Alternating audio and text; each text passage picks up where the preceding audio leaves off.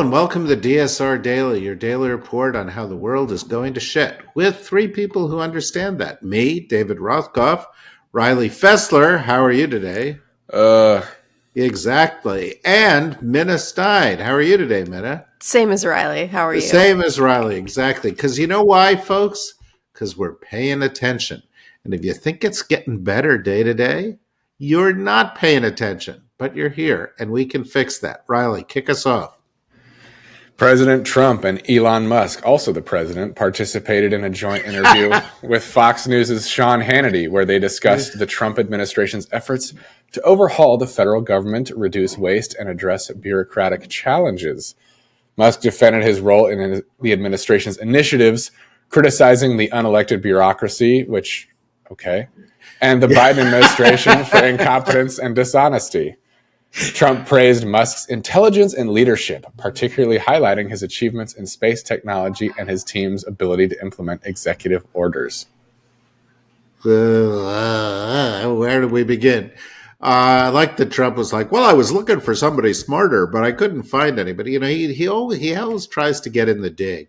But obviously the purpose of this was to show that they were united, that they're a team, that there's no rivalry between them. But wait until things start going sideways. We'll see whether Trump is like, oh yeah, Elon, he's my boy through thick and thin. He's never been through with anybody through thick and thin. And I don't think Elon's going to be the first in all of this. Of course, Riley, your carefully planned pause there around Musk attacking unelected bureaucrats was perfect because, of course, he is unelected. He is now a bureaucrat, whatever they may say. And his enterprise, Doge, as they like to call it, because it's the so-called Department of so-called Government Efficiency, is doing just a miserable job. You know why? Because they're not actually increasing government efficiency. They're firing people randomly. They haven't really produced savings. Yesterday, there was a story about how they saved $8 billion, and then they looked and they had 3 extra zeros in there. That was only $8 million. But, you know, those are the kind of mistakes anybody can make. And in some cases, the things that they're trying to eliminate actually produce value. That's going to increase the deficit. Why are they doing this? Why? Well, there's 2 reasons. One, they want to get rid of people in the government who don't support Trump loyally and blindly, and support this idea that they're attacking the administrative state. But the other is that they want to have some savings there, which will allow them to continue with the tax cuts and the regulatory cuts, which are the real reason they're there in the first place, because that's the way they make more money. What their plan is here is not to strengthen the U.S. They're not long-term buyers, folks. This is not Warren Buffett doing an investment in the U.S. that he's going to buy and hold forever. These are market sharks. They're going to buy it. They're going to sell it off for parts. And they're going to get out before the market turns on them. This is how people like Musk work. And Riley mentioned earlier that, the president cited Musk's brilliance on space technology. Except for here's the thing. Musk doesn't know anything about space technology. Musk is not an engineer. Musk is somebody who took his daddy's money, started buying things, and was good at pumping things in the market, and then taking his money out while things were maximally valued, even though a lot of the things that he buys do not increase in value. Certainly that's been the case with Twitter. And recently we've seen that the case with Tesla stock because, of course, by politicizing Teslas, Musk is alienating precisely the audience most likely to buy a Tesla. And I can't believe that there hasn't been a class action suit by Tesla shareholders already against their chairman. Of course, he's busy trying to get a $50 billion payout, which he's moving closer to, for the great job he's doing fucking that company up. He is doing a lot for SpaceX, of course, because they're primarily a government contractor, and he's a welfare, sort of a corporate welfare guy who's like taking money out of the government and getting rid of the people who impede his company's ability to take money out of the government. But if he ever says, oh, these people, they're They're getting too much money from their Social Security or their Medicaid. They're living off the United States government.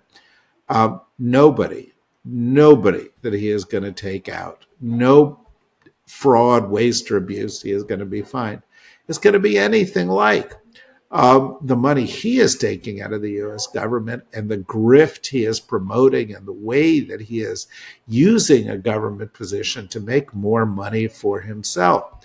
By the way, if you're interested in kleptocracy, go read some of the articles about what Trump is doing as president to promote his golf interests with the Saudis and around the. It's just amazing. Like he's just sitting in the office. It's not the Oval Office anymore. It's not the White House. What we got going on there is kind of a toll booth. People go through it, they pay, and they continue on their way. And that's the way they're making money there. It's stunning. It's a scam, but it's also dangerous. And we'll talk about that a little bit more later. Minna, what do you got? A federal judge has temporarily reinstated Kathy Harris, a Democrat who was removed by President Trump from her position as chair of the Merit Systems Protection Board, pending the resolution of her lawsuit. U.S. District Judge Rudolph Contreras ruled that Trump's actions likely violated federal law, which only allows board members to be removed for specific reasons such as inefficiency or neglect. Harris's case is part of a larger series of legal challenges against Trump's firings of independent agency officials, and it may ultimately reach the U.S. Supreme Court. There are a lot of these cases. We don't know how they're going to play out. There are cases like this one. There are cases about the firings. There are cases about getting rid of protections or programs that support LGBTQ people in the military and elsewhere, or DEI programs. For the most part, courts are putting these things on hold and going and looking at them in a sort of systematic way. People I know who are close to the Supreme Court are worried that the Supreme Court is going to come out and be supportive of a lot of what Trump is doing, and of course, once they do that, there's no turning back. That becomes a real problem. There are, of course, other areas where there is some resistance, such as the recent spate of resignations within DOJ, and those resignations do have some short-term effect. But my view, frankly, and I think they're the right thing to do, but my view is that Trump and Musk and those guys, they don't care. If those people resign, fine. They're going to move on. They're going to put their people in there. They're going to proceed as far as they can, as fast as they can, take as much as they can, and then take steps to eliminate further obstacles to their objective of dismantling democracy as we know it, getting rid of checks and balances, and continuing on their merry kleptocratic way. Riley. The Trump administration is attempting to rehire USDA officials who were recently fired as part of a government-wide cost-cutting initiative led by Elon Musk and Doge. The layoffs, which included staff working on the bird flu response, have raised concerns amid a severe outbreak affecting poultry and dairy farms, leading to egg shortages and price spikes. A USDA spokesperson stated efforts are underway to reverse the terminations, emphasizing the importance of these rules in food safety. Meanwhile, the U.S. has agreed to import liquid eggs from Turkey to address the shortage. The firings are part of Trump's broader effort to reduce government spending, though some terminated employees, including those from the National Nuclear Security Administration, are being reconsidered for rehiring. Yeah, this is the same idiocy Trump did within Twitter. He fired a bunch of people, and then he was like, oh no, these are the guys who actually make the place run. Let's try and get them. And exactly as he did then, people were like, well, I don't know. How do we reach them? I don't know how we'll get them back. And a lot of the people were like, fuck you. You fired me. I'm not going back into this mess. I'm not going to help you out of this mess. Once again, though, the least efficient possible way to increase government efficiency is to fire everybody and then figure out who you needed, right? The right way to do it is to go in, figure out who is not needed, get rid of them. But before you get rid of them, to set up systems in place to ensure that critical services are performed, and also that you're not inadvertently creating new costs or undermining the ability to collect revenues. That's not what is happening here. And the reason it's not is that efficiency is not the goal. The goal is getting rid of people who don't buy into what Trump is saying and attacking the administrative state and everything that I mentioned before. It's happening in so many levels that you're probably like, well, how do I keep up with all of this? And the answer is that's also the point. The point is they want you to be so overwhelmed that you can't stand up, you can't protest. My advice to you, track it as closely as you can, find places that tell the truth, and then pick one, pick two, pick a couple of areas where you can make a difference. You either donate money to lawyers, donate money to a not-for-profit, go and promote the impact of this in your town, because each one of these firings has impacts, not, in the abstract, but in reality. People who live next to you, people who are depending on programs that are no longer there to get their kids to school or to provide them with vital health care. Get the word out that what is actually happening here is not only not producing efficiency, it's hurting Americans, doing it in a variety of ways, cutting back on the rights of Americans. It is wholesale anarchy, chaos, disaster, bad governance, and something that we can only push back on if the majority of people are willing to take the time, make the sacrifices, and do what's necessary to push back on it. I did a Substack on this the other day. You can go read that at Need to Know, my Substack.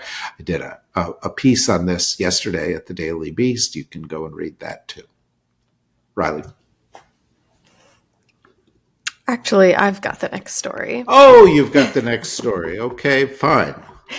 And that story is Elon Musk is exploring a proposal with President Trump to send rebate checks to Americans, representing 20% of the savings generated by reducing the federal government through a, quote, Doge dividend. The plan aims to distribute up to $400 billion to taxpayers, though experts caution it would require congressional approval and face legal and logistical hurdles. While the proposal has gained attention, its success depends on achieving Musk's ambitious saving goal and navigating the political and legal challenges surrounding cryptocurrency and government programs. Yeah, look, great idea. Let's send 20% of the savings directly to the American people. Then there'll be another check with Trump's name on it, and Trump will take credit for this, and that's fantastic. Of course, 20% would require him to save $2 trillion, which he's not going to save. That's not possible unless you cut vital programs. And if you think sending somebody a check to replace their Social Security check or their Medicare payment or their Medicaid payment or the money that they needed to put their, to educate their kids or to pay for, food that was once available in a food stamp program, it's not going to happen. This is bullshit. It's all part of performative politics. There will never be a check that is legit from this. And again, it's all part of trying to set the stage for big budget cuts, producing big tax cuts. Same as with the tariffs, by the way. The tariffs are not going to help anybody in the United States, but they want to say, well, we have this other revenue source, so we don't need taxes. We don't need regulations. We don't need the things that are a burden to the very, very rich. But by the way, they don't really care about the things that benefit everybody else. Now, is it Riley? Or is this one of these DEI programs that they're targeting Riley because he's a white male? No one knows suffering like me. Yeah, no, that's true. We know that, folks. That's absolutely true. The work that he does every day, the suffering. Men, be more supportive of Riley. No one has it harder than white men in America, and I've always said that. So true. Yeah, that is so true. Well, President Trump signed a sweeping executive order on Tuesday aimed at bringing independent federal agencies such as the FCC, FTC, and SEC under White House control, significantly. Oh, don't forget the Federal Reserve, which is on the list. That one too. Yeah. Significantly expanding presidential power and challenging the longstanding independence of these bodies. The order, influenced by Trump's budget chief, Russ Vought, grants the Office of Management and Budget supervisory authority over these agencies, requiring them to align with the president's policies and priorities. The move, rooted in the controversial Unitary executive theory, is expected to face significant legal challenges as it contradicts Congress's intent to shield these agencies from political influence. Yeah, folks, this unitary executive thing, it's complete bullshit. It is completely made up by the far right. There is no constitutional grounding for it. In fact, quite the contrary. Article 1 of the Constitution, which, by the way, is the first article they thought to add to the Constitution, the most important one, might argue, establishes the power of the Congress as representatives of the people and explicitly states that the Congress is who makes the laws and who allocates funds. What this would do is say, no, the Article 2 power of the presidency supersedes and effectively has the ability to eliminate the Article 1 power. Who does that hurt? It doesn't just hurt the Congress or its role. It hurts you because the Congress represents you. This is not an executive order. This is a coup on a piece of paper. This is a white-collar coup, which is an effort to grab the power that exists both in the Article 1 Congress, but also in Article 3, the judiciary, and say, no, the law is determined by the president and by the attorney general. Everybody else has got to handle that. It also says in the executive order that they get to determine what spending is in these places, although it does not strip away the entire independence of the Federal Reserve. One of the things that it does do is say, well, we're going to be in charge of bank regulation. Why? You think they want banks to be more regulated, to consumers to be protected? Well, if they did, they wouldn't have eliminated the Consumer Financial Protection Board, would they? What they want to do is get rid of regulations because their friends, their donors, the people that put them in power said, we're giving you this money, give us back this money in spades. We're investing in your ability to take more money out of the U.S. government, enable us to keep more for our CEOs and our boards and our shareholders who are, cashing in on profits and stock buybacks and so forth. And so, this is a coup and it is a ripoff and it is dangerous. But here's the bad news, folks. There's a majority on the Supreme Court that supports the idea of a unitary executive.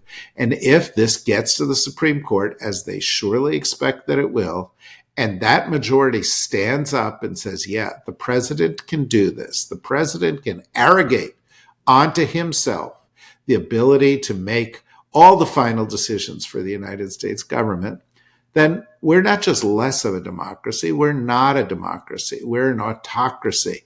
Whoever is president will get to decide, do we spend money on protecting elections? Well, we know he doesn't want to because he's getting rid of the parts of the government that do that. Who do we benefit? Who do we serve? Who do we not serve? Of course, we're already seeing clear signs that the interests of the American people are not the top interests of these people, but we won't be able to get rid of them. If the Supreme Court upholds it, many people I know who are close to the Supreme Court think there's a very good chance at that. This is 5 alarms. This is very serious. Of all the things they've done, it's one of the greatest threats to democracy. Watch the course of this closely. Minna? I don't have anything else. That's it. I think we're wrapped ending up there. Yeah, we are wrapped up. That's it, folks. Enjoy. I hope you enjoyed the first 249 years of the United States of America, because whatever we did in the past 249 years, and there was a lot of bad shit in there. Let's not, romanticize things too much. It's not going to be the same going forward. Not at home, not overseas. Because also overseas, what was happening overseas? The United States is embracing wholesale pro-Russia policy. Former Russia hawk Marco Rubio has come back from the meetings that they had in Riyadh and said, they're great opportunities for us to cooperate with Russia. What's going to be the next step? Lifting sanctions. What's going to be the next step? Throwing Ukraine to the wolves. We have flipped. We were pro-democracy. We're now anti-democracy. We were pro-international alliances. We're now anti-international alliances.